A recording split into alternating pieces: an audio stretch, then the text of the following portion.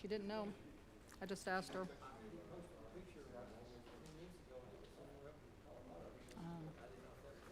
She said nobody told her they were missing. All ready? All right, it's 6:00 p.m. I'm going to call the council to order. Please rise for the invocation and pledge of allegiance. Councilman Smith is going to have our prayer. Please bow your heads. Dear Heavenly Father, Lord, it's another time we get to come before you, God, and we just want to say thank you, Lord, for the day and for blessing us. And we just ask that you continue to bless this great city, God. We know that you've got some great things coming for us, and we're just excited to be able to be a part of it. And we just ask that you would continue to work with this city and the things that it stands in need of to grow and continue to be the best for our community. And we just ask that you would help us make good decisions up here, God, and that you would have our hearts always be in your midst as we make these decisions. And we ask these in Jesus' name. Amen. Amen. I pledge allegiance to the flag of the United States of America and to the republic for which it stands, one nation, under God, indivisible, with liberty and justice for all. And now the Texas flag. Honor the Texas flag. I pledge allegiance to thee, Texas, one state, under God, one and indivisible. Y'all may be seated. Did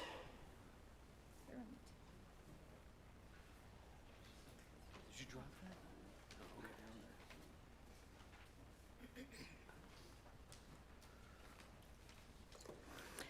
All right, today is September 18, 2025. This is a special call city council meeting.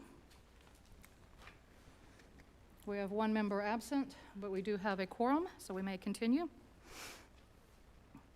All right, agenda item number 2, mayor announcements. I do not have any announcements tonight. Council, do you have anything that you would like to talk about during this time?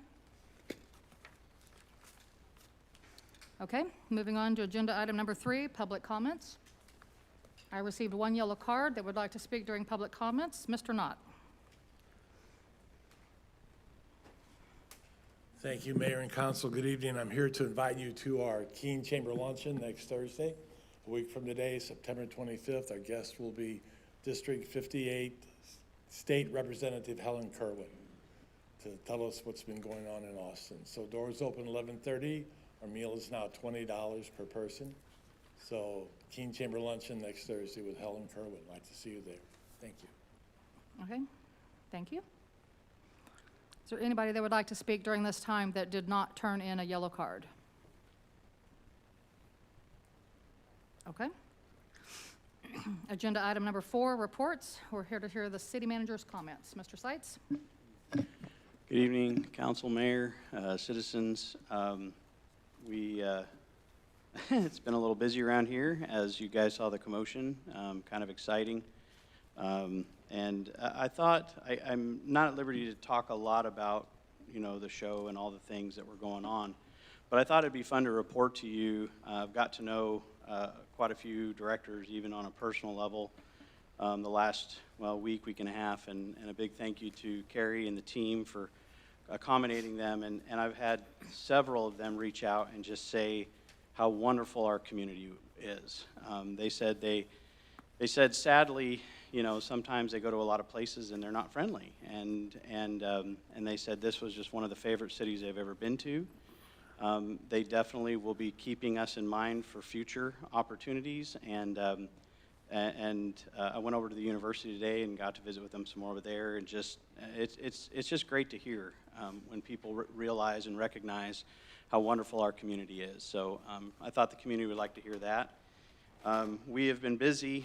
I know the goal is to get budget passed tonight, and we are making preparations. Those of council that have been to my office saw my whiteboard, and I had the pleasure of cleaning it yesterday. It was really nice to wipe it clean and see 90% of it get cleaned off. And so we've started strategizing so that when we get things official, We will start moving forward in 2026, and the list is even longer, and I have no doubt that we will get it accomplished because this is a very efficient and wonderful team.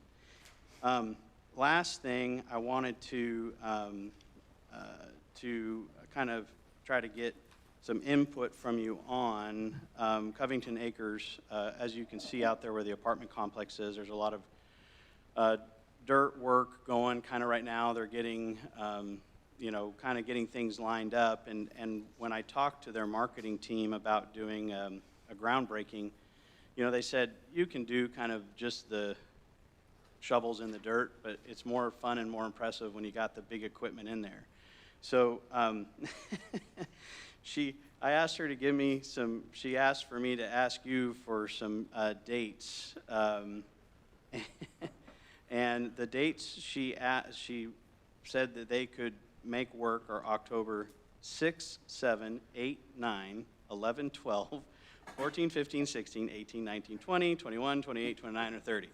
So really at the end of the day, and I'll shoot you guys an email, but again, I kind of wanted to just let you know that I hadn't forgotten this item, but also, that just the community would want to hear it too. So they're all ready to do a big marketing campaign to get notice out there, put it in the papers, and so be watching for that email. And if you don't mind, just respond what date would work best. And that's pretty much it, Mayor. Thank you. Okay. Any questions for Mr. Sides? All right, agenda item number 5, public hearing items. We're here to hold a public hearing to receive citizen comments and hold a discussion on the proposed tax rate for 2025. Following the public hearing, the City Council may review, consider, and set a date for taking action on the tax rate.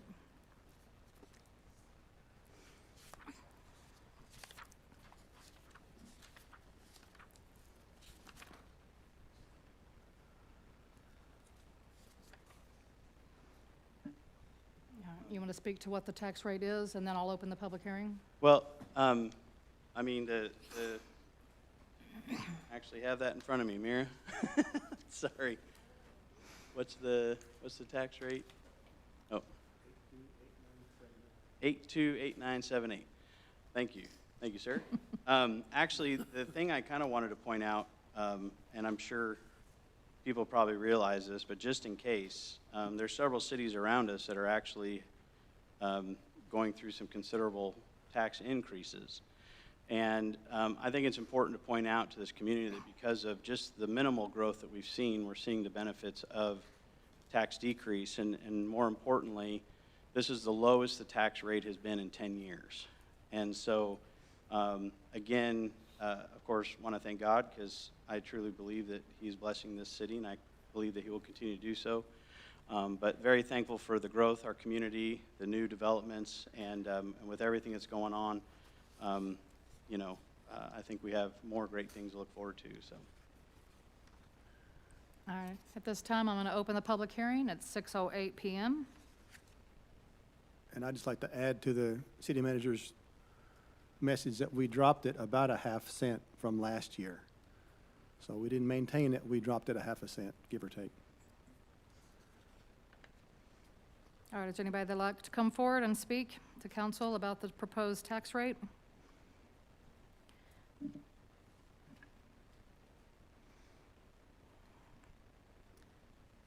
Okay, I'm going to close the public hearing at 6:09 p.m.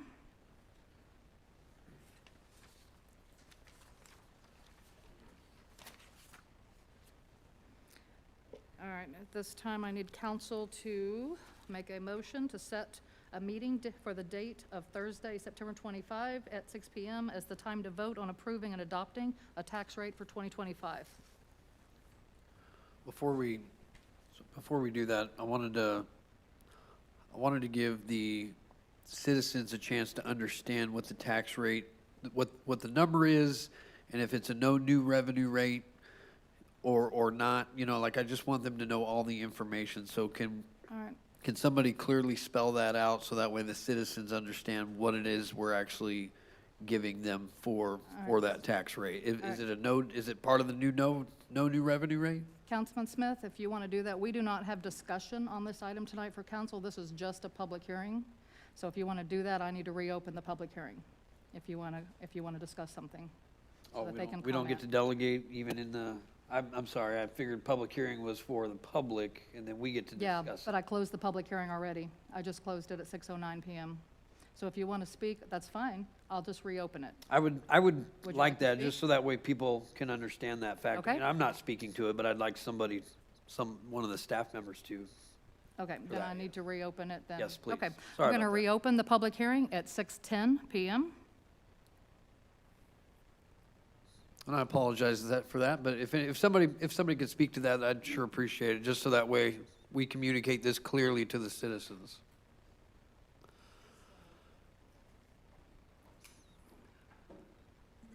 Good evening, Mayor, Council. It should be the second page on your book.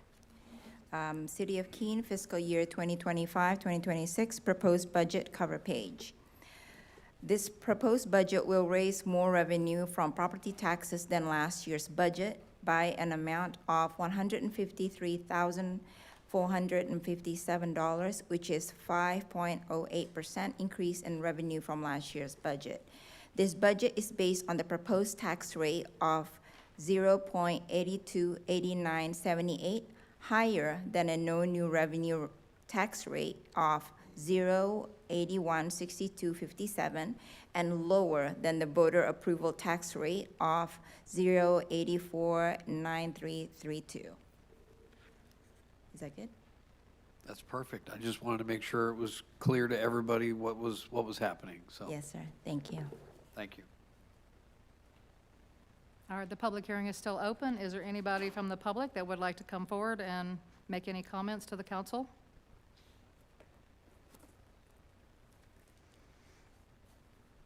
All right, I'm going to close the public hearing again at 6:12 PM. Thank you, Mayor. You're welcome. All right, now I need council to make a motion to set a meeting date of Thursday, September 25 at 6 PM as the time to vote on approving and adopting a tax rate for 2025. It's on the bottom of your red line.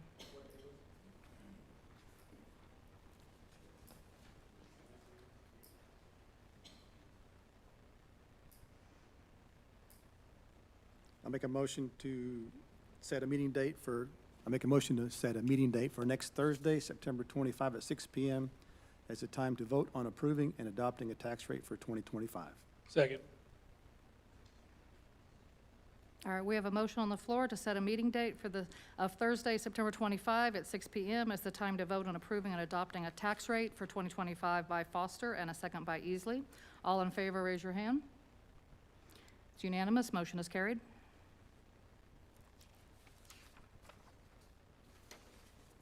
Agenda item number 6, consent agenda. Council, are there any items A through D that you would like removed for further discussion?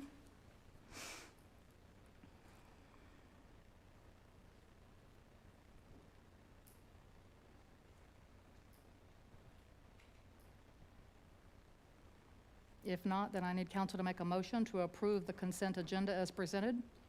I move that we approve the consent agenda as presented, A through D. Second. Who seconded that? That was Easley again? Okay. All right, we have a motion to approve the consent agenda as presented by Shaw and a second by Easley. All in favor, raise your hand. It's unanimous, motion is carried.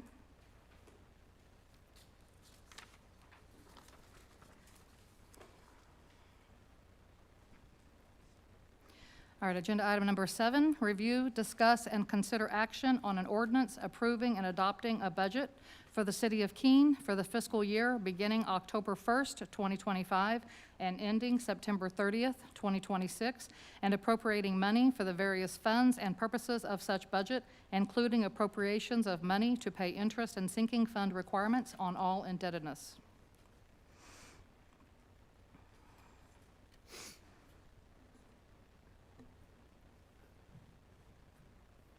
All right, council, do you have any discussion on this budget? We went through this budget pretty line by line at the last meeting. Is there anything you would like to bring back for further discussion, or any changes that you would like to see in the budget? I'd like to, sorry, Go ahead, Troy. I'd like to say one thing.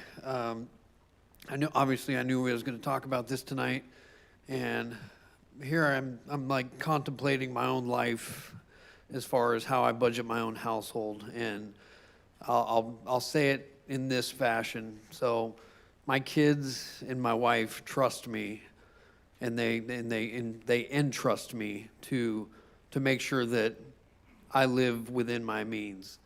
And I feel like that's a direct correlation to us being kind of the parents, right, for the staff members that are putting this together for us. And so my thought process behind this is you know, I'm looking at the budget numbers. I was going over them again, and I'm like, you know what? I see all the moving pieces, and I just have to trust that the city manager and his staff are going to do the right thing for our city. I think that's the most honorable thing we can do. And I spoke with the city manager today about that, and I understand that there's a couple up here that don't trust and have had problems with some of our staff members, but for me, I just wanted to at least just be transparent, honest, and say that in order to move forward with a budget, you have no choice but to trust in the people that you're working with. And it's kind of, you know, it's not babysitting my children to make sure that they don't go over budget. They don't even understand that, but they're looking at me for my household saying, you know, where's the next meal coming from, right? I mean, honestly, I have a special needs son, and he texts me, you know, Dad, what's for dinner? You know, and I got to respond to that in a way that clearly understands that there will be something on your plate tonight. And so by saying that, I'm saying that I have full confidence in the staff in the way that it was presented last week, and I'm ready to move forward with this budget as it was presented. Thank you. Council, any other comments? Do you have something over here? Okay, Mayor. All right, Mr. Bootwell? Yes, this budget, I can say, as your Councilman Smith is saying, that there are some of us here who don't trust. It's not about trusting. It's just about the priorities. Many cities have trusted, and they have ended up having issues, even with good intention from the staff and also from the council. It can work both ways. The staff recommends, and the council says, go ahead. And then you run into a problem because what you are projecting doesn't come true, and now everybody has to look at each other and say, now we have to raise the taxes for the taxpayer. And after, you know, I've gone through the budget, every line item, tried to be very fair, and I know we are trying just to fix the problems. My concern is, from the previous meeting, the way we had the discussion, the way the water fund was handled, counting the assets plus the cash that we have, and then using that figure to say this is how much we have, that is a concern, because if we could have a problem with one of our wells or any emergency, we have run into a few in the past, where one incident's almost $300,000. And then we have to look at, do we need to freeze, you know, the hiring of some of the essential services, you know, staff? Do we need to let some of the staff go? What do we need to do? Do we need to go and take a bond, and that means raising taxes? Tough decisions. And the concern I'm having is the way it was put together. We drained so much. Over the years, I've watched how the water fund has been handled, and we have drained so much from that fund to balance the general fund to pay for the overhead and the salaries. I know the cost of living is going up. And that's the concern, in that if we don't take care of some of these things, I've seen since 2019, we were very conservative. When Mayor Gary Hendrick was here, very conservative. We tried not to touch the water and sewer.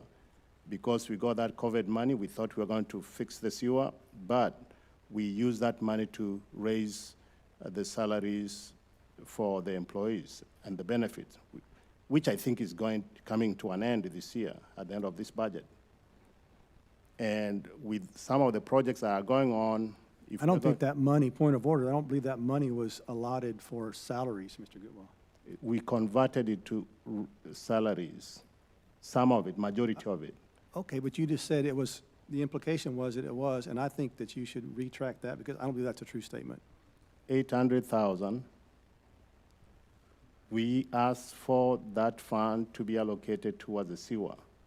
And we did use that money towards paying the pay raises. You are in this room. No, May I make a point of, So, may I make a point? You were correct, Mr. Gouwa. We did take some of this water sewer money and pay salaries because the salaries of those employees deal with water and sewer. It's part of their job to deal with water and sewer.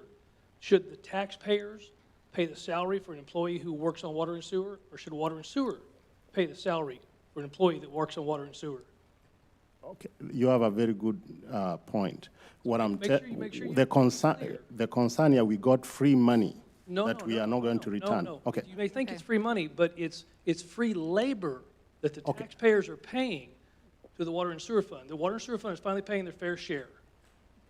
That's correct. Yes, it is. But we received money that we did not have, 800,000 What money? COVID money. COVID, okay. And then we used that money to pay the pay increase. Was this last year? That the finance, they can tell us that number. So the problem that we have here now, we are not having, that money is no longer there. It's coming to an end. Now we have to use the actual water and sewer money that we have to keep up with the raises that we gave. And we have 3%, 5% increase every single year. The insurance, the insurance is going up. So Insurance Okay. went down. Mr. Easley, can you please stop interrupting Mr. Goodwill? Oh, he's talking to me, so I'm answering his Let question. Mr. Goodwill Okay. finish. The insurance is going up. And No, insurance went down. Mr. Easley, we are Let hiring him just preach fact. It's all, fact is what we need. the insurance, the cost that we are paying for insurance went up. We hired some staff, take care of business, so that okay. cost is going up. But anyway, Mayor, I'd like to make a point of order. If he's going to make these statements like this, and let's have him show his facts so we're not misleading the public and the people in the audience. We just voted We to just- lower the insurance. Yes, the interest He's rate went talking- down, the benefits. the cost went up. of insurance talking going about the up. COVID money that we did get. He's talking about the insurance that we're doing this year.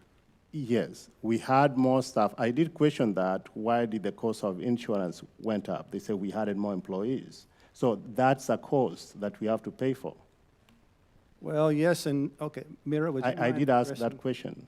Are we paying less for insurance this year than last year? For this fiscal year, 2025, 2026?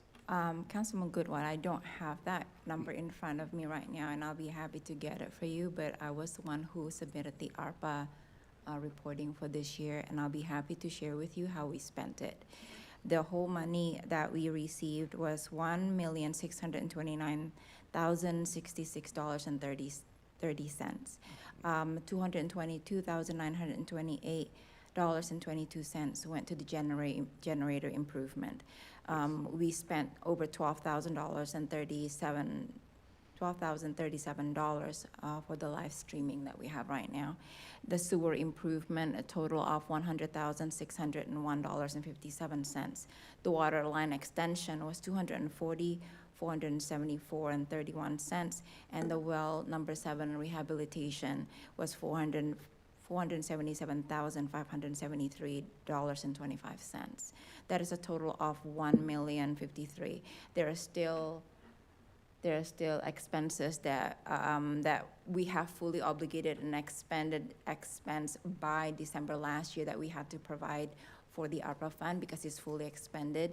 But I can assure you, to my knowledge and according to all the vendors that we have paid, none of it went to payroll, sir. We did, according to the city manager who was here, I was in this room, we did use some of that to cover the payroll. I We don't. did use that. I don't see it. I have to go back and Yeah. look at that. Okay. Yeah, So- it was a previous city manager and a previous finance director. But yes, Yes. we were told that there were some increases that COVID money was going to be able to pay for related to first responders. So we found out that we were able to use some of the payroll for that, and that's what we were told.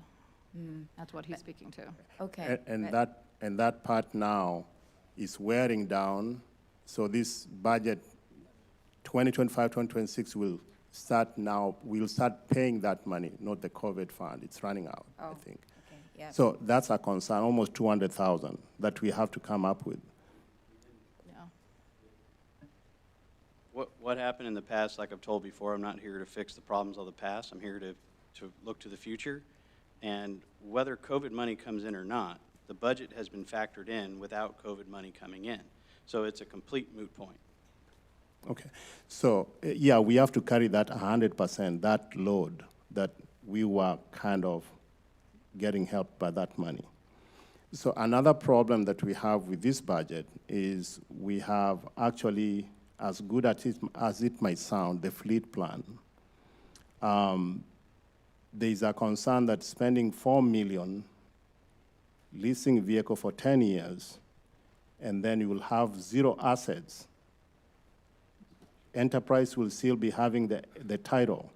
Can I interject? And the difference between this situation we are creating with City Hall, 10 million that was incurred by the previous council, is that after paying this loan, we'll have an asset, which is City Hall and Community Center.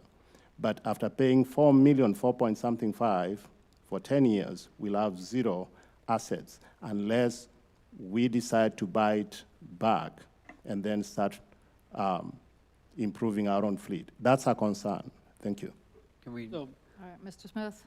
Mr. Easley, want to speak first? no, Mr. Smith was first. Okay, Mr. so instead of scaring the public about a huge dollar amount at $4 million over 10 years, can we at least keep the focus to this year's fiscal budget? So when you say something like that, $4 million sounds like a lot of money, but that's over 10 years. We're talking about this year. So when you're talking about the budget, I would like you to keep things to the 1 year that we are actually talking about. Does that make sense? When you On the approve, fleet program, you just mentioned Yep. $4 million It's- over 10 years. We're not discussing 10 years worth of stuff right now. We are talking about 25, 26. okay, and that's another problem. That's another problem, because we are treating the police cars that are down, that have maintenance, as an emergency issue. Like, we have to do it right now, otherwise there's no tomorrow. There are ways to fix it. There are alternatives. And the public doesn't, it doesn't make sense with the public when you talk to them and say, why, we know there are options. Did you guys look into that, or just jumped into the last option to hand over the assets, and then you'll be crippled for the next 10 years because you have to pay them off for you to be able to own those vehicles and then put them on a different schedule. And then to finish, so most cities, as Keene history, some vehicles, we have been very lucky the way we have handled vehicles. Some of them have been donated to the city. They might have not been a very good condition, but people understood the need of the city to have vehicles to move from point A to B. And over the years, we have bought 1 or 2 vehicles as the need arose. But this budget will force the city to have to buy almost 5 vehicles. I know the vehicles, 75,000 for the police, and the fire apparatus is a different thing because we have to add more accessories. But now we are forcing the city to have to buy 5 vehicles. That's 500,000, for regular vehicles, but for the police, it's 70, 80,000 plus the equipments. So it's like we are going to put the taxpayers on steroids. Like we have to spend $500,000, whether we like it or not, whether we have money or we don't have money. We know how the economy goes. Every 8 years, there's a recession, things happen. You don't get enough property taxes sometimes because different demographics. If you have seniors, you get a certain amount. Disabled and the veterans, you get a certain amount. We are not going to assume that we are going to collect all the taxes at the same time. So that's the issue, is that locking in $500,000 every single year, and then enterprise years will tell us by 4th year or 5th year, you need to turn that vehicle in so we can give you a new vehicle.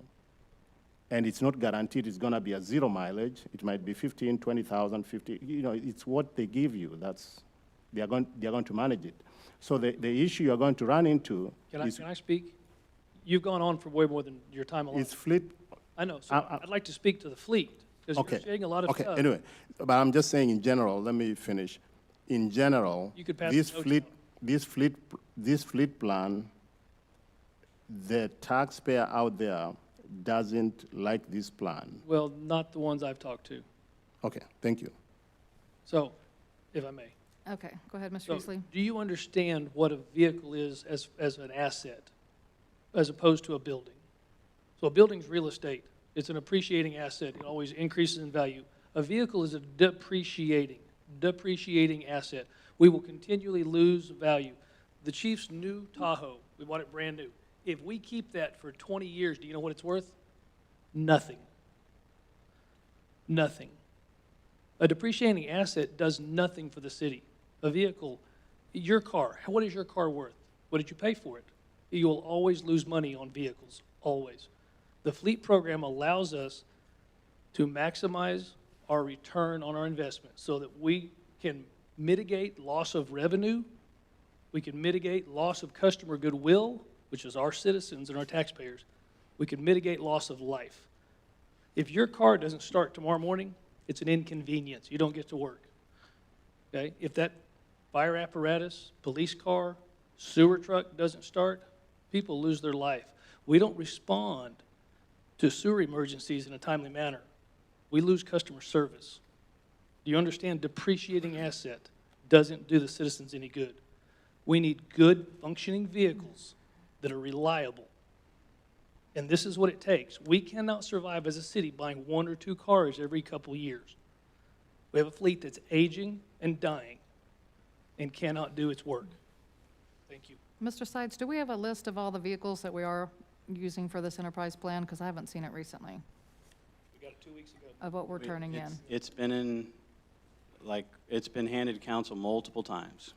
I know, but I don't know if it's changed or not, and I haven't seen it recently. Has it been emailed to me recently? 29 It is the same that it's been for the last 6 months. All right, can you get me another copy? Not right this minute, but yes, I can get you another copy. I'd like to respond to what Mr. Gutwa had said.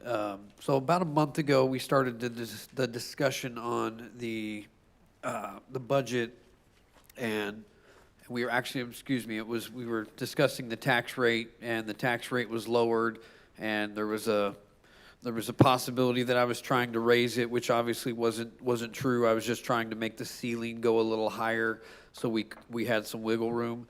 But on that same note, a discussion was brought up that there was only like a $41,000 difference between the budget and what the actual revenue that the city was going to bring in.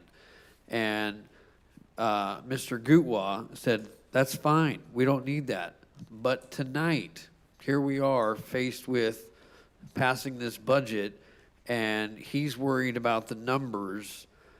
And currently, we have about $100,000 difference between the budget and the revenue that's coming in. So $41,000 he was okay with to the good a month ago. And tonight, at $100,000, he's not okay with. So the thing that strikes me fancy here tonight is it's all because of this one thing that we all call fleet that we're so passionate about or dispassionate about. And that's the catalyst for the conversation turning and going sour. But you can't take back your words from a month ago where you said that 41,000 to the good was fine, and now it's not. So I'm not following the logic, and I don't think the citizens are either. Okay, Mayor.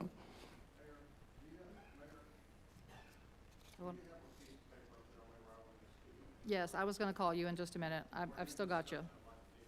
Yeah, you can Go go ahead. ahead. You can. You want to go ahead and call him? Yes. Okay, Mr. Beeson, you want to go ahead and speak now?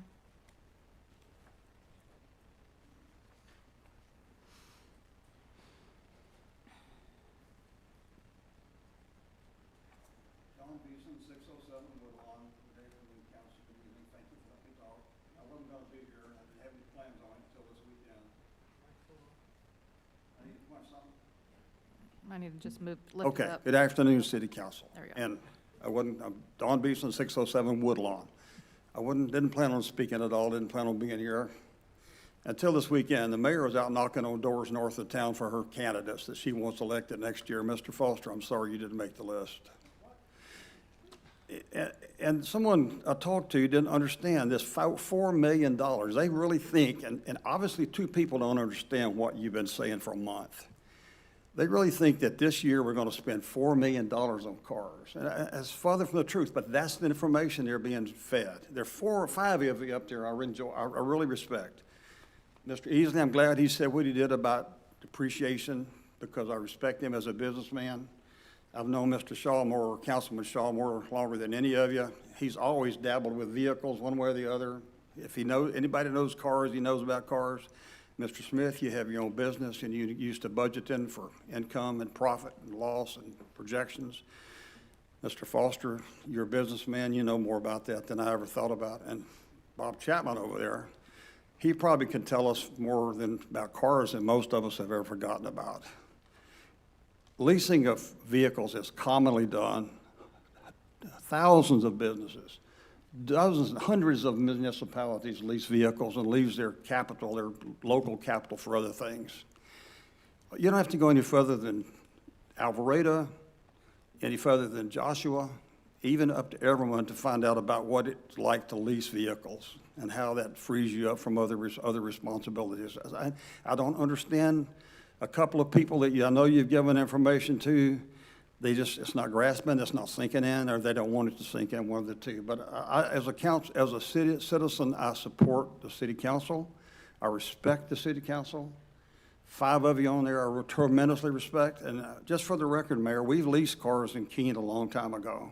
Your hero, Danny Roberts, was mayor, and we leased police cars on the Ford Motor Company municipal lease. I don't know if it even still exists. Thank you for calling him my hero. When I was, do what? I said, thank you for calling him my hero. Well, I know he is. It's quite obvious. He believed everything he said and went to him with every problem you ever had Great before guy. the rest of us ever even saw what the problems were. But, so it's historically, Keene has leased some things before. It's not unusual to free some money. So that's all I want to say. I have respect for you guys. If y'all think it's the thing to do, I support it 100% as a taxpayer, and I think taxpayers do. Your statement that taxpayers don't want it is not true. Only the ones that you've gone to and said they got to spend $4 million this year don't want it, and that's not true. So thank you very much for letting me talk to you.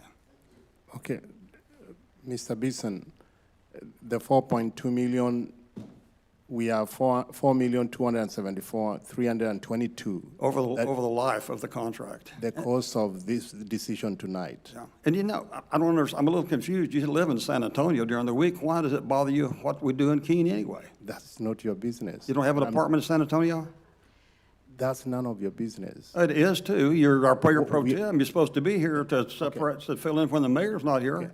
You asked me about where I got the number. I said Okay. the total amount it will cost the taxpayer is 4.2 million. And why did the city stop leasing vehicles? It's expensive. Well, no, they're financially caught up and they could afford, no, it's not expensive. They paid less per year on leases than if they bought them. They turned the cars in, but when they got worn out. But at that time, they didn't have the capital to buy. Just like today, you don't have the capital. You got about 4 police cars up there, and either you or I would drive to San Antonio and back. or wouldn't drive to Austin and back, we probably wouldn't go to Dallas and back in them. And they're emergency vehicles. But you can't afford to buy 4 new vehicles this year for them, plus the other needs that you have. So you're just spreading your expenses out over a period of time. And I don't know anything about this lease, but any municipal lease, I've worked for the state for 25 years, county for 8 years as a county commissioner. I never saw a lease that there wasn't a way to opt out of it if you had to. I don't know about this one, maybe I'm speaking out of turn, but normally on a lease, you're able to opt out if something comes up, some financial crisis comes up. You can return the vehicles, or you buy the vehicles, or whatever it is. I don't know what, but I'll bet you there's an opt-out of this lease. I never saw one there wasn't, so. Most of us associate it with personal lease. You and I buying cars, paying so much per mile to drive them. This is not the same thing. Okay, so the question should be to the city manager. Thank you. So in 2034, once we pay 4.2 million, will we own any vehicle out of all this vehicle we are giving up? No, why would you want to own a vehicle? Then you have 0 asset in 10 years. Was I not correct? Those are depreciating assets. They're You have worth equity, you have Okay. equity in, Okay. listen to me, you have equity in the ones that you are leasing. Okay. Wait, hang on, you've Yes. talked plenty. Please understand. I want to know, why'd you stop at 4 million? If we're going to be here for 20 years, that's 8.4 million. No, I'm using the Wait, numbers. and then it's yeah. 12.6, I mean, it just keeps going. Holy And- cow, and we're the- going to bankrupt this thing in no time. Councilman Foster, and You see how ludicrous that is?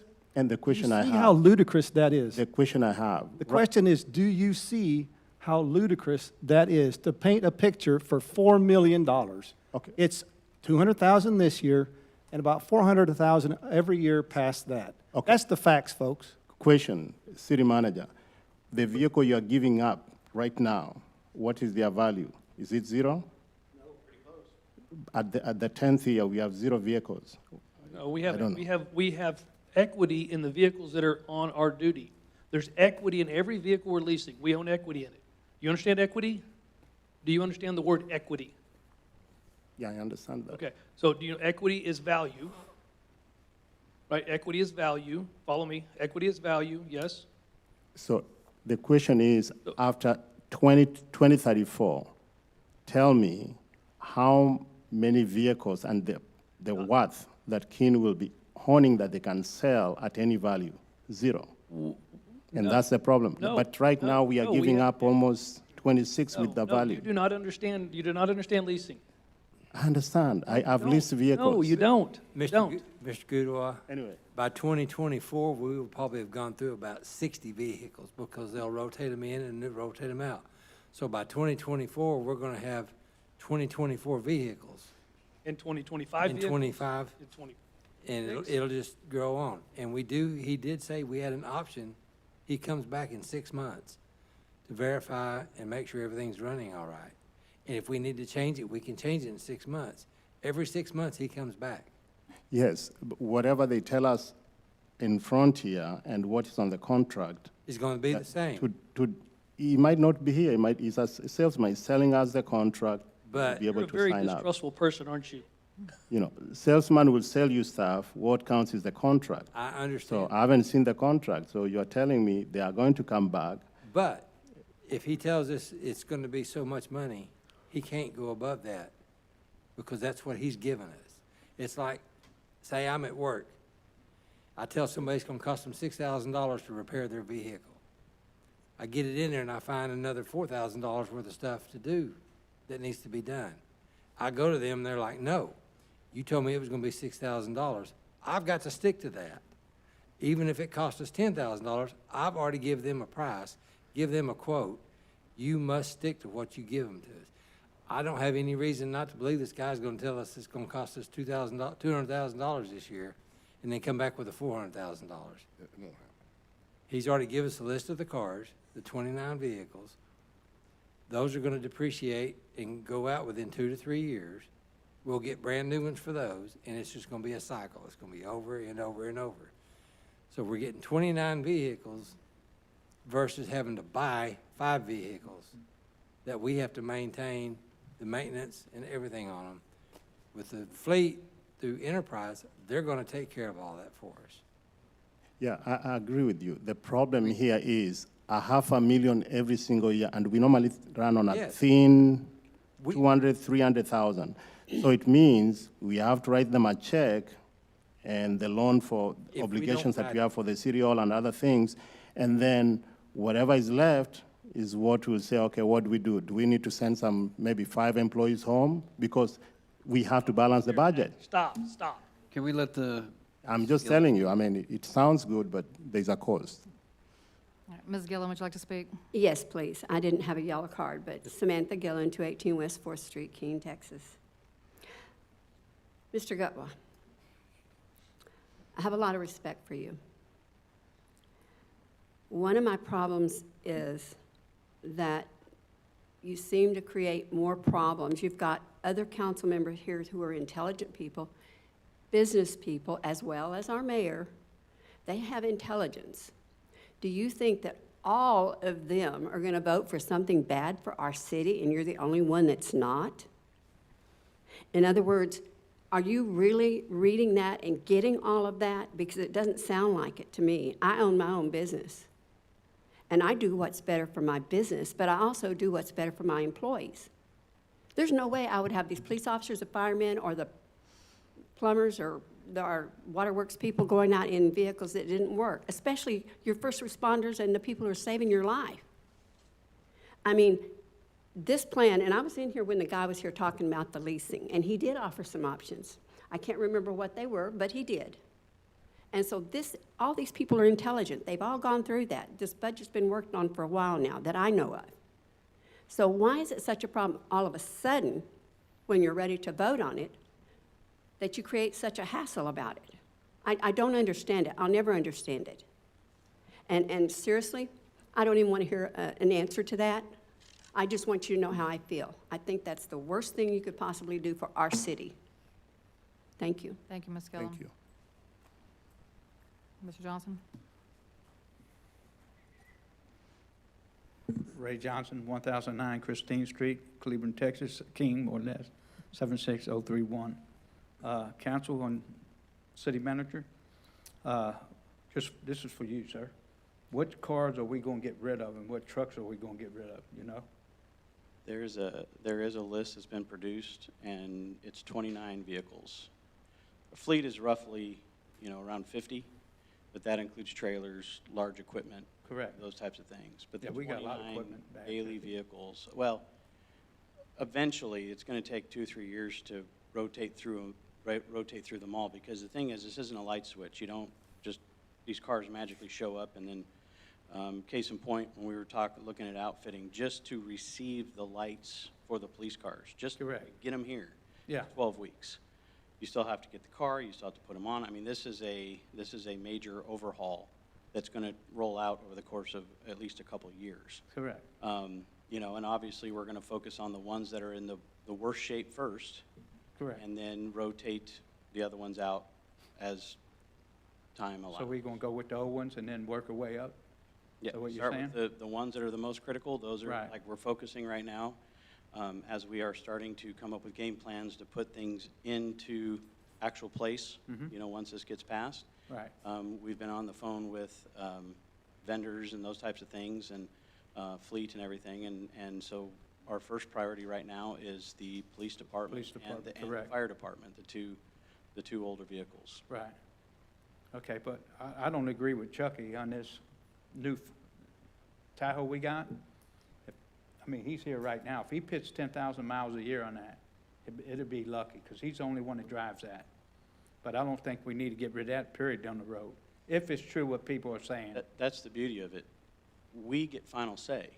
Okay, well, I'm just asking, that's why I want to know. Yeah. Fleet is only here as an advisor to tell us how to best maximize, return on investment so that Correct. we can decrease cost. Yeah, At the end of the day, vehicles are cost.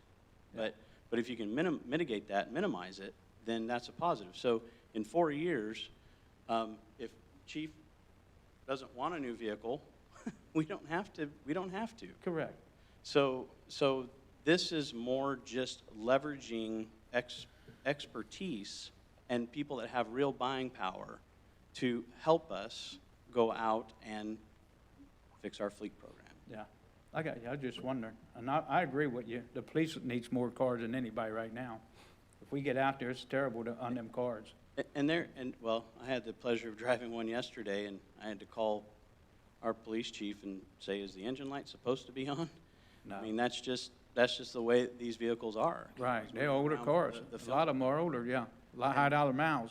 And the thing is, there's this conception that enterprise, like, let's just say we drive a vehicle, we buy it for $50,000 for simple math, and we depreciate it $20,000, and all of a sudden that vehicle is worth $30,000, okay? That $20,000, if we want to buy the vehicle, that's still our equity. But the problem is that it's a vehicle. It depreciates. And so, you know, I appreciate Councilman Easley for, you know, understanding that. So, anyway, the problem is it's a problem and we're trying to fix it. Right, I mean, I quite A lot of cities understand, do you know, this. when you say the police cars, yeah, I know for a fact we need them. I mean, I was proud of one the other day over there cleaning it. I mean, he was washing it and everything. I told the chief about it. You don't see that much, but when I travel to go home and I pass the little police station, it blows my mind when I see them out there with the water hose cleaning the cars and there are only one on duty. But, you know, I'm just bragging on them because I like the chief and I know we need new cars, so I appreciate you, Councilman. Thank you. Mr. Chapman, did you want to speak? Go ahead. You want to let Mr. Knott first? Okay, Mr. Knott. Thank you. Paul Knott, 107 North Old Mansfield, 38 years in Keene. Let me wrap this up with some words from J. Paul Getty, a multi-billionaire who had some advice regarding finances. He said, if an entity appreciates, buy it. If an entity depreciates, rent it. Thank you. What a great statement. So I would just like to say a couple of short things. I think what the city and what we really understand is that safety is the most important thing for our city right now. And in order to be able to move on the way this city needs to move on, safety's got to come first. And we can sit here and dazzle everybody, especially me, about leasing and cars and all that, but it doesn't do any good until people see what the result really is and how it really helps the city and a company to be able to do this. Safety being first and foremost, I don't see any other way that we should look at it, truly.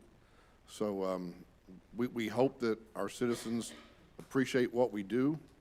We hope that our citizens appreciate how we vote. So that's it. Thank you. I believe it's a morale builder also, because if you're driving junk, you're going to feel like junk. If you're driving a new car, you're going to want to take care of it. And I think it's going to be a morale builder for our employees also. All right, Mr. Foster.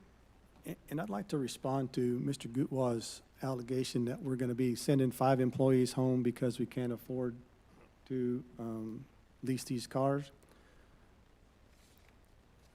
Our finance director showed us the certified values from the county appraisal district last week. And the appraised value went up $9 million in Keene in just 12 months. That's the assets that are already here. Plus, we've got much more on the way. So I don't have any reservation about sending 5 employees home with this budget. We've got little over $100,000 left over after the fleet, after the 3 firemen, after the development person, and there's one other marketing person. We're still $100,000 to the good. I can't imagine why we're spending 50 minutes talking about $4 million. All right, Mr. Johnson, do you have another comment to make? Yes, ma'am. Ray Johnson, 1009 Christine Street, 1009. What I come back up to say, you know, what are we going to do with the police cars? What my concern is, because they drive around more than anybody here. And I know they say 3 years on, or what is it, 4 years on? 3 to 4 years. Yeah, okay. But I don't know how long, you know, I know they drive a lot because I see them everywhere I go, and that's great. I mean, but when we get all these miles on the police cruiser, I guess even in 2 years, if we get that miles, we could get rid of them and get a new one. Is that correct? That's all. Yeah, I was just wondering how they do that with the police cruisers. All right, appreciate it. Yeah, Chief Kidd, would you like to speak to your department? Okay. Mayor, council, there's been a lot of talk about the police department, and we carry about 10 cars in that fleet. So when I got here about 2.5 years ago, this was the state of the fleet.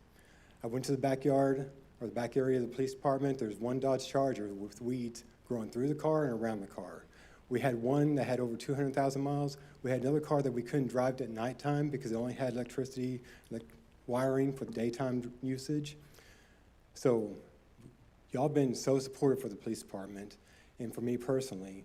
Y'all did allow us to get a Durango, but we've purchased one police car in almost 5 years. So the previous police cars are 21 and older.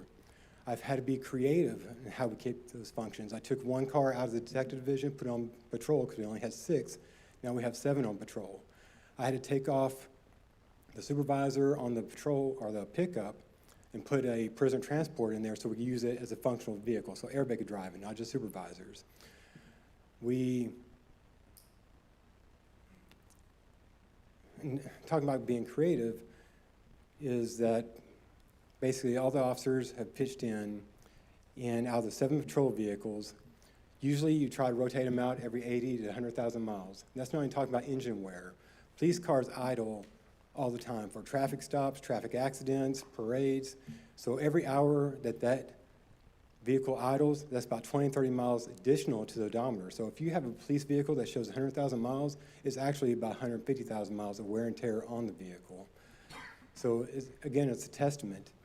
So out of our 7 patrol vehicles, 5 of them, by that recommendation, would need to be replaced. We have 2 of them that wouldn't need to be replaced this time.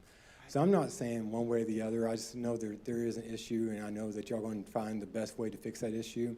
But it's a testament to our officers for pitching in. And last week, one of our citizens came up saying, we need more accountability. We need checklists, and we want them to go through each time and make sure how they can maintain these vehicles and operate to do preventative maintenance. We did. We have these officers checking oil, checking tires, everything else make longevity of this stuff. I put in policies that they cannot let this car idle more than 15 minutes out of the police department when they're doing reports. It's not popular because when these officers get back in that car, it takes about 3 to 5 minutes to reboot everything, reboot the body camera system, reboot the computers, and they're having to get to a hot call to help these citizens out. Of course, everybody in the city would love to be in new cars. Ours isn't just about officer safety, because I want officers being in safe vehicles, but it's also responding to our citizens and being safe for them at the same time.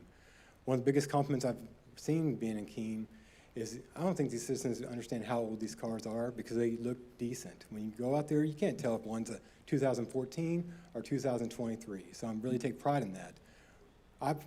We spend personal money on car washes and stuff. We call it our little budget fund, our personal fund. So they go out there. That's why Mr. Johnson saw them washing cars, so we try to take pride in it. So this doesn't even address the daily repair and the frustration and hoping that car gets us from one call to the other. So again, I appreciate everything y'all done. You're taking care of the police department. Y'all expect the directors bring to you what y'all needed. I have spoke to the 2 previous city managers before Mr. Seitz, and we've made it work. So, and we will make it work. We'll make it work next year and next year after that. But I just want to let y'all know the status and state of the vehicles. Y'all have any questions? Do you have any vehicles down now? Or are they all running? They're all running. We have a whiteboard next to the lieutenant's office. He's the one that actually does our fleet maintenance, and he repairs them every single day. So when I say that they're all running, but they almost all have check engine lights on them. They all have traction devices not operating. Don't forget the gas leak. The Dodge Charger has a gas leak. They can't get in there until they change the O-ring out and all kinds of stuff. When I'm saying they're running, but they're not all safe. So it's these electrical problems, and we can fix them. But it's going to cost, I think we're budgeted $15,000 a year for maintenance. And it's only because Public Works has been helping us out. We've taken cars offline for about 4 months at a time to try to save money. We're on eBay. We're taking out barter systems. We're doing everything we can to keep these cars up. So at this time, they're safe enough for officers to drive in, but you can't rely on them for the whole 12-hour shift, is what we're saying. Okay, thank you. Thank you. Any questions for Chief Kidd? Mayor, Yeah, I'd like you to make a motion to pass this. okay, I have to I'll do it in a second. certain way, but All I right, will I get to know. that. I'd like Council, to do you have any other further questions and discussion about this budget? No, ma'am. So, Mayor, I know we are finishing this. I know that there are some comments that were thrown at me, and I did not respond to that. When I come here and speak to you, of course, I'm a taxpayer, I'm just one. When I'm telling you this, I know the police needs vehicles. Actually, it came up when we were working on the 1.4 million for the fire engine and brush truck. But the priority was who is supposed to be funded. Is it the fire department or the police? So for the police to get their vehicles, there are options that the council can take.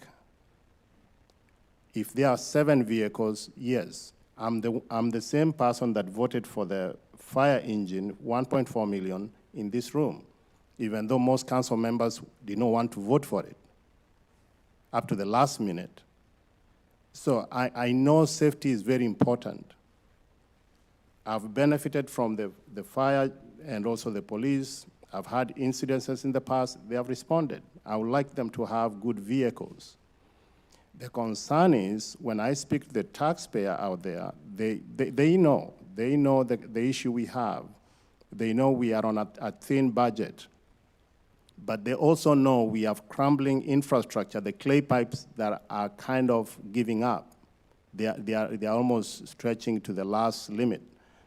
And we have other obligations that are coming up, the sewer plant. So we have to issue a bond or whatever it will be, which is raising taxes on top of this, which is almost 4 million after everything is said and done after 10 years. So the issue is, it's not like I don't understand leasing. If we were to get the police department new vehicles, there are many ways to achieve that. How? But we got the fire department fleet. Right, so how would you replace 5 Okay. police vehicles? Yeah, there are ways to achieve that. How? There are ways to achieve that. Can you deliberate for us? Can you give us an idea of what you have? Okay, I thought you don't want me to spend long time to explain Well, I mean, some of this. you say there's an Okay. idea. Let's talk about an idea. The ideas are out there. The ideas are here from the citizens there. They have ideas. Right. And I've heard those. Buy used cars. I haven't said that. So there are many ways that the council can be able to solve to bring our police fleet to compliance where we have safe vehicles. We have brought the fire department to almost reasonable. We have ambulance, we have the fire engine, brush truck. So there are ways to do that. The problem here, if you don't get everything that I'm trying to tell you, is you are committing the taxpayer $500,000 every single year for the next 10 years. No, sir, we're not. We're doing it for the rest of, And- as and- long as Keene and- is a city. And then we have 20 million. As long as Keene is a city, we Okay. need to spend this money on cars. Okay, we have. As long as we're a city. Okay, we have almost 22 million that we have to issue as a bond to bring the infrastructure to a reasonable kind of state. Where's that So data? when Where's you that had data, those sir? things, Where's that data? 22 million for what? there's a The sewer CIP. plant upgrade. It's coming up That's in in the just a future. few years. So I'm just saying that the taxpayer is saying this is not a priority. The police department, we can address that. We address the fire department. This council and some previous council members that are not with us, we addressed the fire department. And everybody said that one was a wise decision. And what I'm telling you is they are saying this is not a priority. We picked it and we are trying to say we have to do it, but it doesn't even come close to number 3, top 3 of the priorities. So that's what I'm telling you. I'm not saying a fleet plan, leasing is bad, and I know I've leased vehicles, I know the cost, how much you end up paying at the end of the lease. So if you miss everything, that's what I want you to get. It's just committing $500,000 or 400,000 every single year for the next 10 years, and then you have 0 vehicles. How much do you pay at the end of the lease? Are you asking me a question? Yeah. How much do I do what? You made the statement, you said, and you have to pay at the end of a lease, and I'm asking, you said, I've leased vehicles, and I know how much you have to pay at the end of a lease. I'm saying, how much do you have to pay at the end of a lease? It depends on the money factor. No. It depends on the miles that you drove. I'm saying it depends, what you pay depends on the money factor, which they don't sometimes tell you unless you ask. The thing is, you pay, and then you don't end up owning that. You have to. No, sir. At the end of the lease, if you haven't exceeded your miles, you pay, what's the number I'm looking for? 0, right? 0. There's no money factor. There's no nothing. You turn the car in, throw them the keys, and walk away. We're also a municipality, and we don't worry have about the miles. mileage. Yeah. Yeah, we don't have a mileage cap. What I'm asking you is, you're saying you're not, the money factor determines how much you pay per month. But you made the Mayor. statement, and I remember you saying, I've leased cars, and I know how much you have to pay at the end of the lease. And I'm asking you to back up that statement with fact, how much do you pay at the end of a lease? It's the total amount it costs you to lease that vehicle. If it is 5 years, you pay all that amount and you own 0. You have no vehicle. You return the vehicle, and if you have damages, you pay on top of that, which you have no control. But Mr. Goodwa, if we have that vehicle for 5 years, and we paid so much for it, and they turn around and sell it, and we get that money back, how much are we making by driving that vehicle for 5 years and turn around and selling it? How much is, what's left over, is what's that gonna cost out for a year? The definition he gave us the other day, excuse me, at the end of a 4-year note, so that he told us if we paid $70,000 for that vehicle, he turned around and sold it for $40,000, so that left us with $20,000. That's less than $1,000 a month that we paid for that vehicle to drive it for 4 years. And I know enterprise is a business. Yes. Excuse me, Councilman? I've leased 2 cars. In fact, I've leased about 8 cars, but I got money back on 2 cars. Just one day I opened up the mail and I got a $3,000 check from one car that I turned in, and I got a $2,600 check on another one. How do you explain that then, based on what you're saying? Because they charged you high amount, and when No. You're wrong. They sold it for more than what the residual value was. It depends on the agreement. Has nothing to do with the money factor, has nothing to do with whether I'm a brain and I make money on a car or not, has everything to do with what the car is valued at every particular time that you look at it. You can look at it every 6 months, every year, every 3 years. So leasing is gonna get this city out of the rut that it's been in and allow our city staff, meaning the police and the fire, to drive vehicles that they're gonna be proud of. And they're gonna be able to use them and service the community much, much better than they've ever been able to. I promise you that. Mr. Chapman, I believe that the enterprise guy said when we lease a car, the lease details are set at the beginning. The value of the car, the payment of the car. So when we get to that point where it's reached its value, what we don't know is what it's worth on selling. Mr. Goodwell, I think you're trying to say that we're blind going into this, and they're going to try to rob us on the tail end. We know the details going in, 100%. We know every detail.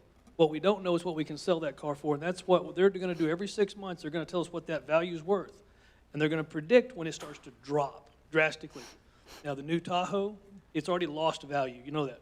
Okay, it's not worth the $83,000 or $90,000 we've spent on it, including paint and graphics and lights and all the stuff. It's not worth it.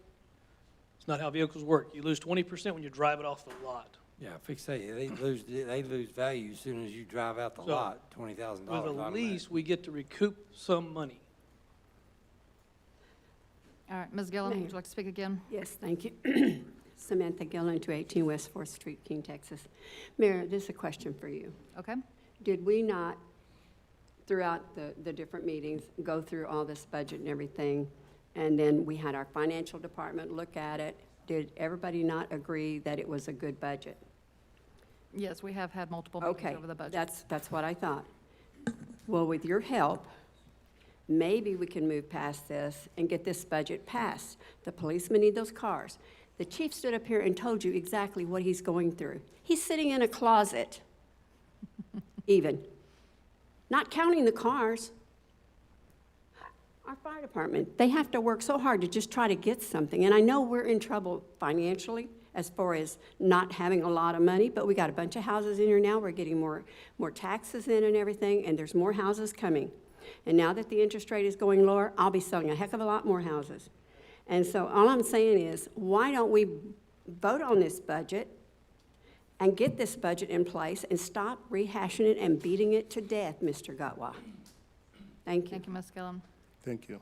Mr. Seitz. Can I respond here? I've been sitting here and listening and trying to decide whether or not I should speak up or not. Mr. Gutwal, what is it you're trained to do? What is your degree in? What do you do for a living? Aren't you an engineer? How are you that related to the budget? Well, trust me, we've gone off topic here a few times, so I'm going to go off topic here. And since you don't want to answer, I've heard that you're an engineer. So I would consider you an expert in whatever field you are in. I didn't just wake up one day and go, hey, we need to fix a fleet problem. Let me just look at one option. I've weighed a lot of options. I've spent hundreds, maybe thousands of hours analyzing the situation. The good Lord took me down a path of becoming a good businessman. My degree is in business. My experience is in business. And one of the issues I keep hearing that really, really frustrate me is this aspect of fear. I've been with companies that have gone belly up. I've been with companies that went bankrupt and we had to adjust. And guess what? They came out of it and they're doing great. It's part of life. It's part of business. And in business, you try to mitigate and focus so that bad things don't happen. My mentor told me, leadership is meant to see further, more, and before. I'm not looking right here. You're right, I am looking down 10 years from now. And I pray the good Lord keeps me here for that long, because I'm here because I love this city. And so I think the biggest problem I have, I'm not a finance expert, that's why I have a finance director. I'm not an HR expert, that's why I have an HR director. I'm not a development expert, that's why I have Dawn. And my problem that I keep hearing is we're instilling fear into a community when we should be talking about how blessed we are and how excited we are. I've been talking to other cities that are struggling with things that we don't even have to think about right now. And when I looked at this plan, trust me, there's contingency plans in the back of my mind all over the place for if all hell breaks loose and all of a sudden we don't have any more development for some reason, I still feel confident. We've got $655,000 in CIP projects on my board back there that we're not going to have. There's plenty of ways to adjust. It's called business. It's what we do. And if you're fearful, I can appreciate that. There's plenty of times in my life where I've been fearful. But this is not a time that we should be so scared that we don't move and we just stand in place and do nothing. This is a time that we need to be looking forward and being thankful that the good Lord is blessing our city. And we've just barely scratched the surface. There's things that we're working on that I'm not at liberty to talk about that the community is going to benefit from, that's going to be great. So am I sitting here worried about $400,000? No, because this is what I was trained to do. This is what I'm good at. And I'm sorry that you don't feel confident in me or comfortable with me. And I want to say that's because I've met with you 2 times in 9 months. These other 5 gentlemen meet with me almost weekly. So the reason they're comfortable with me is because they know that this isn't me just going, I'm going to throw this against the wall and hope it sticks. It's because we've put a lot of time and effort into trying to fix problems. Trust me, I'll get to the roads. I've been here 9 months, crossed a lot of stuff on the board this last year. And that was when we were still trying to put a team in place and fix operational things on the back end. You give me time and momentum, I have a plan, and these other councilmen have heard my plan for addressing the street issue. So forgive me when I feel a little frustrated because I feel like you're attacking what the good Lord has blessed me with and what I'm good at. Okay, Mayor. So, with due respect, I'm not trying to go back and forth, and with respect. What I'm saying, we have had some, we have had some good city managers with good intention. We have had some good council members here before us with good intention. And we have had a situation where we had to run into bankruptcy. We had to sell a land here. Mr. Bison can be able to help you with that information for us to pay to keep the lights on. So I'm not saying I'm against you, I'm against the plan. The thing I'm trying to bring to you is the voice of the people that are paying the taxes to this area. They know the police needs help. They knew we had fire issue with the vehicles, and we had to explain to them, and they were okay with it. But this plan, no matter how you are explaining to them, they don't like it. They are saying there are options. We have lists before, and we stopped listing. There was a reason why. Keene, we haven't reached a point where we are bringing constant income where the water and sewer and the businesses can be able to leverage each other. Why do you think that? And Where are you getting your, why do you think that? I know why, but it's beyond my control. It's not something that I can fix, just one person. So I'm saying that the issue that is going on, I'm bringing you a message from my boss. Some of us might disagree and say, they are not my boss, but I'm bringing you the information. This is not a priority. Can we vote for it and pass it? Yeah, you can do that. But I'm just telling you that there are some priorities out there. Once you lock yourself into this one, it will be hard to be able to fulfill those ones, the ones that the taxpayers want you to focus on without raising their taxes. And Thank you. I would argue against that because, again, with the growth that's coming, trust me, I have a plan. If you want to come meet with me, I will gladly show you how this is going to work. But you say we've had good city managers. We've had 6 and 7 years. Not one of those city managers ever even had the opportunity to get their feet under them to actually create change. And Lord knows I've already been tried to be chased off a couple times. And the simple fact of it is, all it's doing is making me dig my feet in because I'm here because I love this community. I'm here fixing problems. And I promise we will get to the street, but right now, I have to fix the things that are the most immediately right in front of us. And the simple fact of it is, I'm glad to say no to that, but then you tell me what 200 feet of road would you like me to fix of the 392 miles that are in our city limits? I've told you, city manager, I don't have the answers, but I'm telling you that this is not a priority. That's what I'm telling you. I'm not saying personally. I don't have the answers, but Yes. I do, because that's what I'm paid to do. Thank you. Mr. Johnson? How many miles, I know years ago, when I was a young kid being stupid, I need rental cars I used to rent. If you get like 40,000 miles, they would take them and give you another one. But now I don't know what they give you with the miles, or do they do miles now? Yeah. Okay. Yeah, no, I'm just asking, I was wondering about that.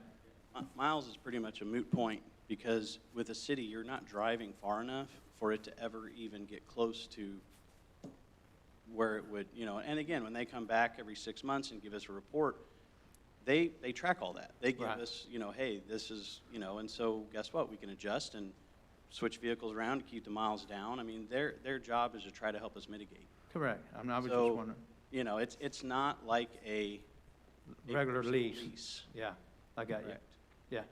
Let's get the police to a new place, man. He's in the jailhouse back there. We're working on that. I go too, see him. promise. We're working on that too, I promise. Councilman Smith? I'd like to end with this. Listening to the conversation, I just want to highlight some of the good things. And I'm actually kind of piggybacking off of positivity.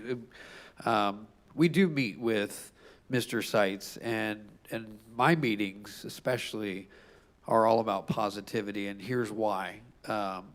We talk about budgets, and we talk about the good things that are happening in the budgets. And so I'm going to highlight some of those. So Holly, our city secretary, saved us some money on her budget this year. That's an anomaly. You don't find that, right? So she was able to find a different system which costs a little bit more money, but it's going to streamline things, which is actually going to save money. I mean, who's doing that, right? We've got our Public Works Department. On one line item, there was like a $600,000 from last year or 2 years ago. This year, it was less than half of that.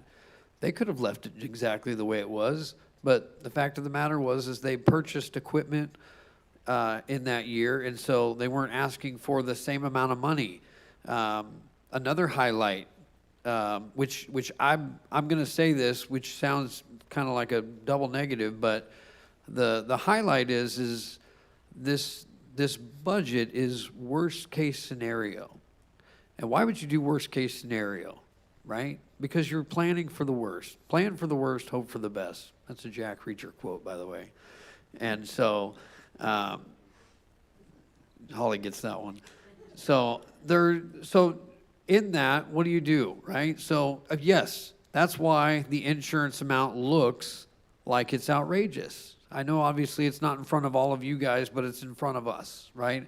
And so that number looks pretty high. It was still a cost savings when we discussed it and agreed on the plan, but with the amount of people that the city manager would like to hire, the cost would go up a little bit more, which creates that number. And we have a pretty efficient team. In fact, I just talked to our city manager today, and I said, you know what? I said, by the grace of God and the amount of effort that our team, our staff, our beloved staff, put together for us, I told the city manager, I said, by next year, I want to see $800,000 in the positive because our staff has worked so hard to make the commitment to save us money over the course of the year, to do the best that they can do. I'd like to highlight one more thing. Here we are, the chief just spelled out perfectly the amount of wasted resources we are using to keep patrol cars on the streets. Just that statement alone poses a huge problem in the way that this city is operating. So when a guy like Jonathan, our beloved city manager, comes up with a solution to refine the way that our guys are operating out there in the field, I mean, what a gift to be able to get in and be able to turn the car on and know that it's going to work. I know it's a bummer when it happens to me. I can't imagine what it is for them, especially when there's an emergency, especially when it's a life or death situation, and especially when you want to get it, when everybody wants to receive a ticket, you want that. I'm just kidding. You don't want that guy. But the fact of the matter is the highlights are worth the $13 million budget that's in front of us. The highlights are worth giving morale the best chance possible for our city manager to be able to give the gift, to be able to give everybody something to look forward to coming to work for. And with that, Mayor, I'd like to ask that you ask the city secretary to read the caption. Okay. Council, in your packet is ordinance number 2025-688 of the City of Keene approving and adopting a budget for the city for fiscal year 2025-2026. At this time, I'm going to have the city secretary read the caption of the ordinance. Ordinance number 2025-688, an ordinance of the City Council of the City of Keene, Texas, approving and adopting a budget for the operating the municipal government of the City of Keene for the fiscal year beginning October 1st, 2025, and ending on September 30th, 2026, providing that expenditures for said fiscal year shall be made in accordance with the said budget, appropriating money for the various funds and purposes of such budget, including appropriations for money to pay interest and principal sinking fund requirements on all indebtedness, providing for the filing of the budget as required by law, providing a savings and severability clause, and providing an effective date. All right, I'm going to call for a motion, so I'm going to need a motion and a second, and then I've got to take a record vote at that time. I moved it, oh, I'm sorry. Hold on. Do I have a motion to approve ordinance number 2025-688, approving and adopting a budget for the city of Keene for the fiscal year beginning October 1st, 2025, and ending September 30th, 2026, and appropriating money for the various funds and purposes of such budget, including appropriations of money to pay interest and sinking fund requirements on all indebtedness? Do I need to read all of that for you? No, I just called for a motion, so then you say I make that motion. Motion that we approve this. Second. All right, we have a motion on the floor by Shaw and a second by, by Smith. Okay, at this time, I'm going to go down the line according to the way it's written on my paper and ask you if you are voting yes or no, and you're going to read this particular line that's written in here. You're going to say, I vote for budget ordinance number 2025-688, or you're going to state, I vote against budget ordinance number 2025-688. So the first person is Bob Chapman.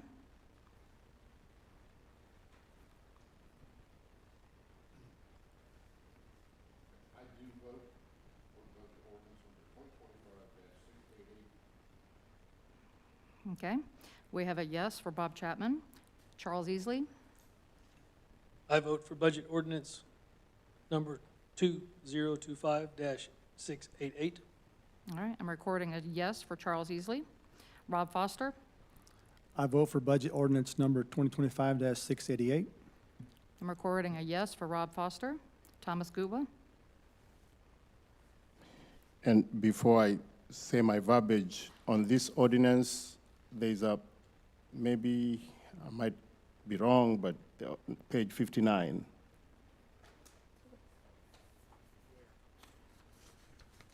Which 59?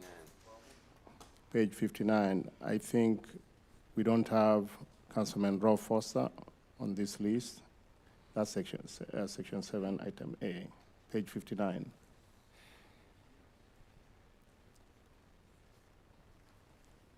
And We can get that added before the mayor signs. okay. So with that adjustment, I'd like to vote against the budget ordinance number 2025-688. All right, we have a vote no for Thomas Gutwa. Johnny Shaw? I vote yes, or I vote for budget 2025-688. Okay, we have a yes for Johnny Shaw. Troy Smith? I vote for budget ordinance number 2025-688. And we have a yes voted for Troy Smith. 5-4, 1 against. The motion is carried. All right, since this budget will raise more total property tax revenue than the budget for the previous fiscal year, the council must take a separate ratification vote on the budget ordinance. The ratification vote must be a record vote. So you're going to need to please state audibly, I ratify my vote for ordinance number 2025-688, approving the budget for fiscal year 2025-2026, or you'll need to state, I ratify my vote against ordinance number 2025-688, approving the budget for fiscal year 2025-2026. So I'm going to go through the same line that we just did. Bob Chapman? I ratify my vote for ordinance 2025-688, approving the budget for fiscal year 2025-2026. We have a yes for Bob Chapman. Charles Easley? I ratify my vote for ordinance number 2025-688, approving the budget for the fiscal year 2025-2026. We have a yes for Charles Easley. Rob Foster? I ratify my vote for ordinance number 2025-688, approving the budget for fiscal year 2025-2026. We have a yes for Rob Foster. Thomas Gutwa? On the same note, I think the next resolution, you need to add also Rob Foster. Okay. I ratify my vote against ordinance number 2025-688, approving the budget. Go ahead. Approving the budget for the fiscal year 2025-2026. That's a no for Thomas Gutwa. Johnny Shaw? I ratify my vote for ordinance 2025-26, approving the budget for 2025-2026. Yes. That's a yes for Johnny Shaw. And Troy Smith? I ratify my vote for ordinance number 2025-668, approving the budget for fiscal year 2025-2026. That's a yes for Troy Smith. 5-4, 1 against. Motion is carried. Agenda item number 7B, discuss and take action on a resolution ratifying the property tax increase reflected in the fiscal year 2025-2026 annual budget and acknowledging that the fiscal year 26 budget will require raising more revenue from property taxes than in previous fiscal years as required by the Texas Local Government Code 102.007C. All right, so I'm going to go ahead and continue on. Texas Local Government Code Section 102.007C provides an adoption of a budget that will require raising more revenue from property taxes than in the previous year requires a separate vote of the governing body to ratify the property tax increase reflected in the budget. A vote under this subsection is in addition to and separate from the vote to adopt the budget or a vote to set the tax rate required by Chapter 26 Tax Code or other law. So at this time, the city secretary is going to read the caption of the resolution. Resolution number 2025-749. Excuse me, where can that be found so I can read along?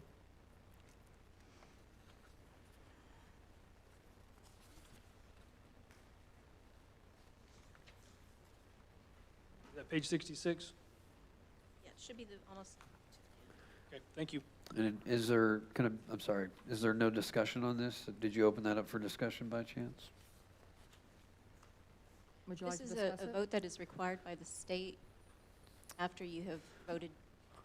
I know, but it says discuss and take action, so I didn't know if anybody, she didn't ask if anybody wanted to discuss, so that's why I was asking. But page 61 of your packet will be the resolution. Thank you.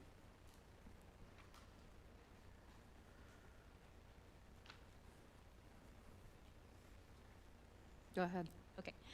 A resolution of the City of Keene, Texas, ratifying the property tax increase reflected in the fiscal year 2025-2026 annual budget and acknowledging that the budget will require raising more revenue from property taxes than in the previous fiscal year and providing an effective date.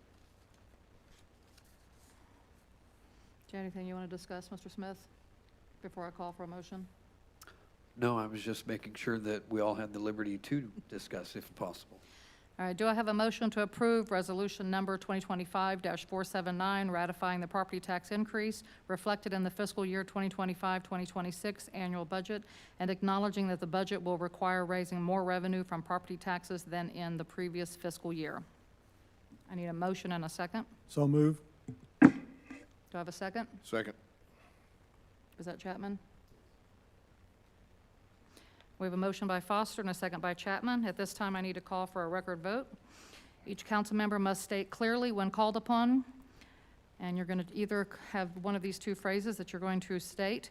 I vote for resolution number 2025-479, ratifying the property tax increase reflected in the fiscal year 2025-2026 annual budget and acknowledging that the fiscal year 26 budget will require raising more revenue from property taxes than in previous fiscal years. Or you're going to read, I vote against resolution number 2025-479, ratifying the property tax increase reflected in the fiscal year 2025-2026 annual budget, and acknowledging that the fiscal year 26 budget will require raising more revenue from property taxes than in previous fiscal years. This time I'm going to call for a record vote. I'm going to go in order as I did previous. Bob Chapman.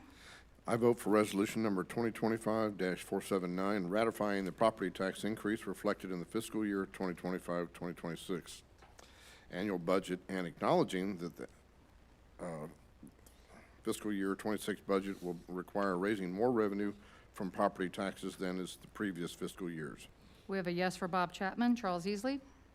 I vote for resolution number 2025-479, ratifying property tax increase reflected in the fiscal year 2025-2026 annual budget and acknowledge that the FY26 budget will require raising more revenue from property taxes, but not necessarily tax rate than from previous years. We have a yes for Charles Easley. Rob Foster. I vote for resolution number 2025-479, ratifying the property tax increase reflected in the fiscal year 2025-2026 annual budget and acknowledging that the fiscal year budget will require raising more revenue from property taxes than in previous fiscal years. We have a yes for Rob Foster. Thomas Gutwa? Yes, Mayor and Council. Also, page 62, the city secretary might want to add Councilman Rob Foster to that list. And once that is said, I can say, I vote against resolution number 2025-479, ratifying the property tax increase reflected in the fiscal year 2025-2026, that's fiscal year 2026 annual budget, and acknowledging that the fiscal year 2026 budget will require raising more revenue from property taxes than in the previous fiscal year. That's a no for Thomas Gutwa. Johnny Shaw? I vote, excuse me, I vote for resolution number 2025-479, ratifying the property tax increase reflected in the fiscal year 2025-2026 annual budget, and acknowledge that the fiscal year 26 budget will require raising more revenue from property taxes than previous year. That's a yes for Johnny Shaw. And Troy Smith?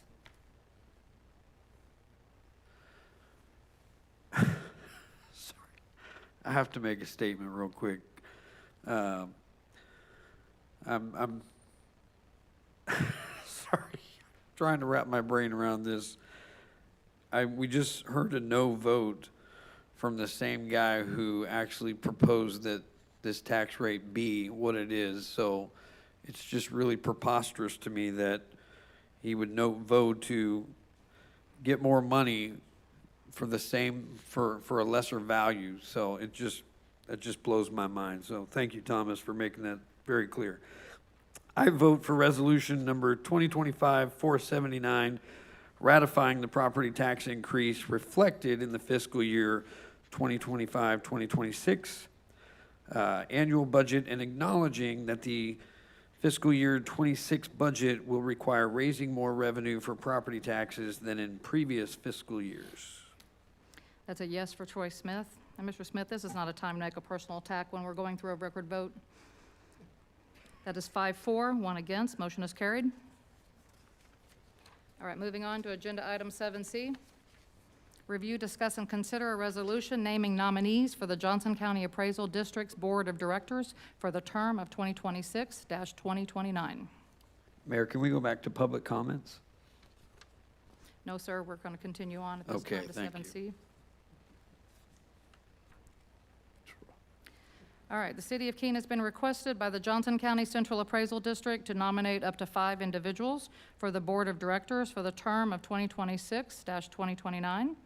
Nominations must be made by resolution and submitted to JCAD no later than October 15. A ballot will be created by JCAD and provided before October 30th for the council's consideration. The council's vote will then need to be made by resolution and submitted on or before December 15, 2024. The City of Keene has 16 votes that it may cast for one or more candidates of the ballot. So we're here tonight to discuss some nominees that we would like to nominate, and I believe we have some individuals that would like to speak. Mr. Henley, you'll step forward. We're back again. Two of our members, their terms are coming to an end, Miss Amy Lingo and Mr. Peter Spenson, who's our chairman of the board. And so, of course, the nominations have to go out again. Amy Lingo is stepping down. She wants to be the new tax liaison officer for the Central Appraisal District. And we think that's it. And what she'll do is represent you. She'll be the in-between between you and the ARB board. She'll do an excellent job of that. Yeah. Yeah. And Peter Spenson is running again. Okay. And he is our chairman. And they've done a lot of good. Of course, we've had problems, a little bit of problems on our board, like everybody else has. But it's getting better.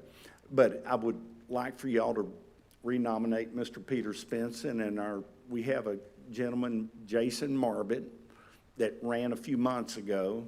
He's been out of town. Okay. And we'd like to have him nominated if possible. Okay.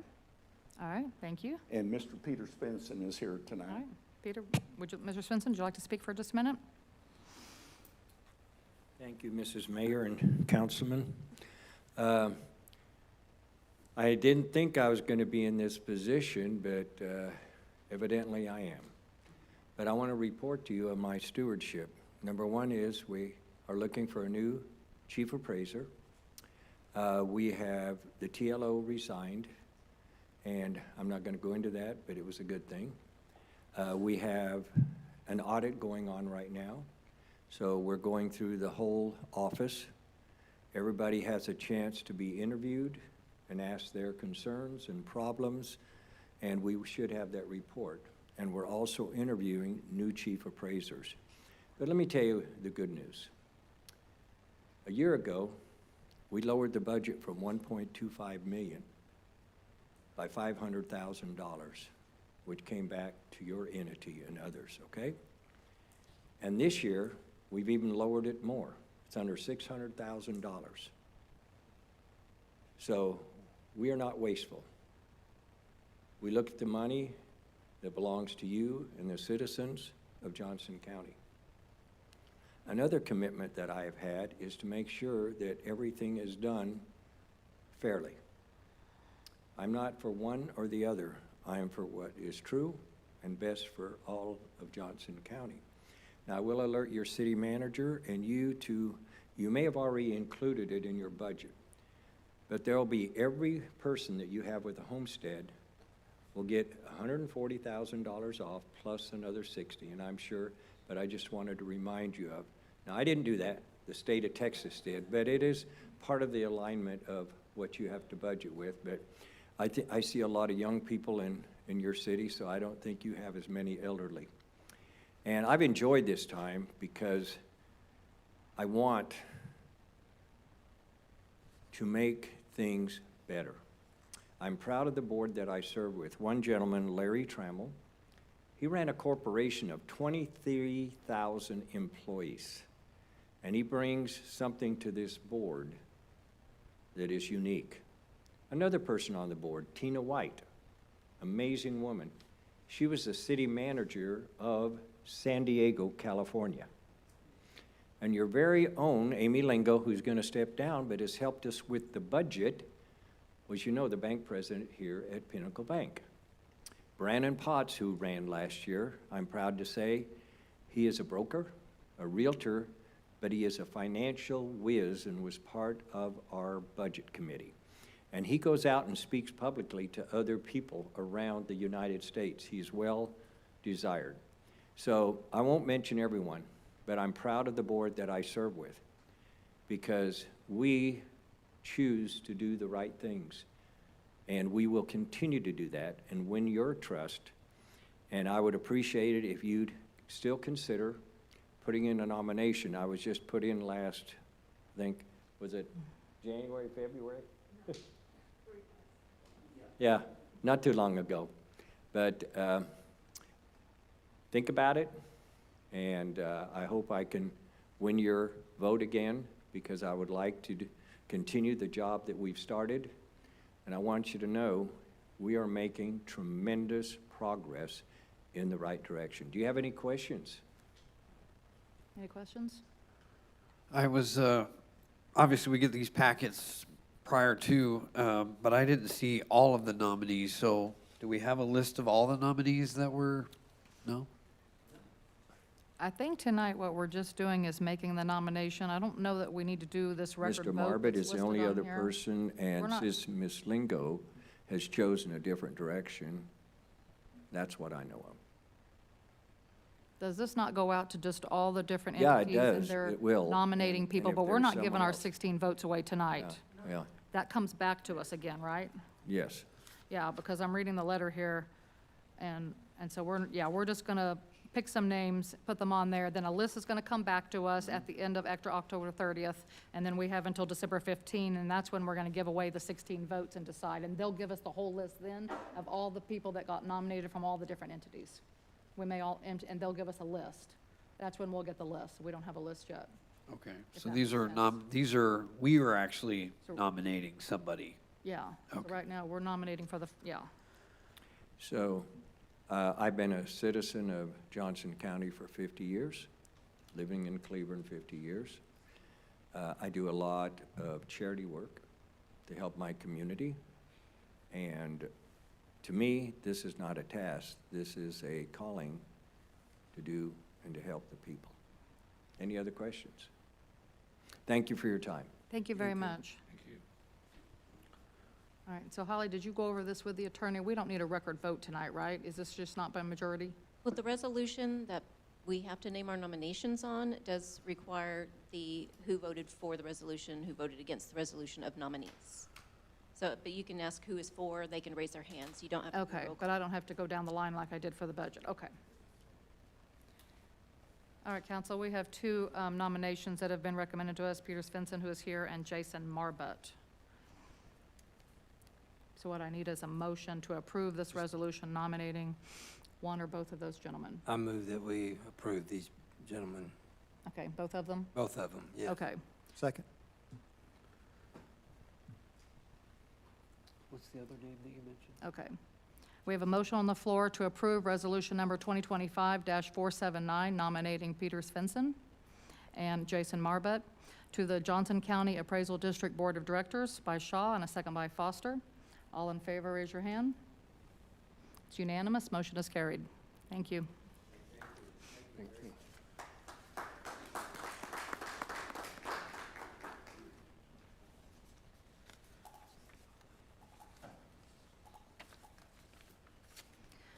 All right, we do not have an executive session tonight, so we can omit 8 and 9 and move on to agenda item number 10, request for future agenda items. Note that we do have a council meeting scheduled for next Thursday, September 25 at 6 p.m. to vote on the tax rate. Right now, that is the only item that we're planning on having for that meeting, so we can keep it short. Anything else, council, that we need coming up that would probably be for a meeting in October? Okay. Yes, sir? Mayor, Mr. Seitz? go ahead. We've had weekly meetings now for a month, and our plan is, with the budget approved, we want to get things going. So respectfully, I'd like to request that maybe we either not have a meeting or move it to that October 16th timeline, just to give us more time so that we can actually have what I would consider more of a productive meeting, unless there's just a bunch of things that need to be discussed. But I feel like we've had a lot of discussions for. Okay, so you would like to cancel is it October 2nd? Would that be the next, you would like to cancel the October 2nd meeting and push the next meeting in October to October 16? Yeah, either October 16th or the first Okay. Thursday of November, whatever council feels. But we haven't even really had time to really kind of consider it. We've accomplished a lot, in my mind, the last 4 weeks. And I don't see, I mean, again, this is obviously up to you, Okay. but I don't see having a meeting just to have a meeting, because right now, we're just so focused on Then what I would suggest is we do have a meeting next Thursday. We made that an additional agenda item to cancel the meeting on October 2nd, and we do it next Thursday on September 25. Okay. To make it official, it needs to be on an agenda, so we can take a vote, and we can cancel it and then postpone it. Thank you. Okay? Is the, in light of that, and I'm just asking a question, so October 16th is the first day of early elections. Is that going to interfere? I know it's going to be in the other room, but for an hour, there will be people over there and us over here. Is that going to be a That's why conflict? it'll be good to discuss. We may just say, let's give us a month to get feet on the ground so we can, really put together a productive meeting. Okay. So, maybe you guys will come to me with a bunch of things that I'm not aware that you're wanting to discuss, but we've just so been highly focused on, what moving into the next year, so. Okay. Okay. Mayor, Yes. I did request for an item do you have it on schedule about the streetlights? In the last meeting, I did request for an item for streetlights. Yes, we've been holding those items for one to research and then for the next regular meeting, which would be in October. Okay, and just to be clear, the streets, we have Lewis Lane and Linden Street. That's Linden Street. We have FM 3048, which is called also C.C. Cooks Parkway, and North Hill Terrace.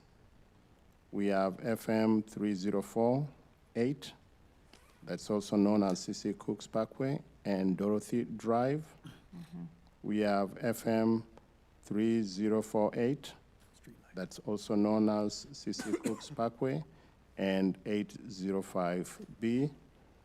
And then we have 805B and Dorothy Drive. We have 805B and Hill Lane. There is a light there, there's a street light there, but intersection light. But the residents were asking if it can be upgraded to LED light or something like that. And we have 805B and North Hill Terrace. There's also a light there, but I've been requested to bring before the council that they might want it to be looked into or upgrade to LED. Thank you. And I've also had citizens reach out to me about Valverde Circle. They wanted street lamps around Valverde. A lot of people do a lot of walking in that area. And it's also very dark, doesn't have any lights. And there's a lot of dogs. All right, council, anything else?